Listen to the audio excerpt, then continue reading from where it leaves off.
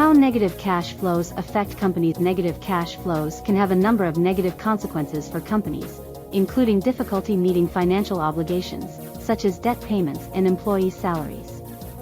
Inability to invest in growth, need to raise additional capital, which can dilute existing shareholders. Decline in share price, increased risk of bankruptcy. Examples of companies doing well despite negative cash flows. There are a number of companies that have been able to successfully grow and operate despite having negative cash flows.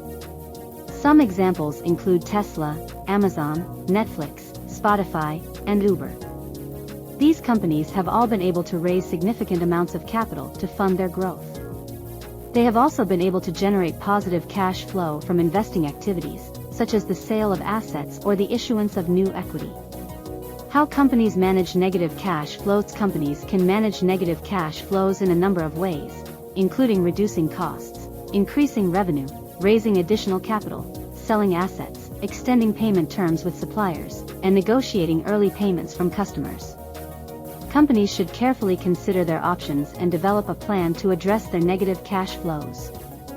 Failure to do so could lead to serious financial problems. It is important to note that negative cash flows are not necessarily a sign of trouble.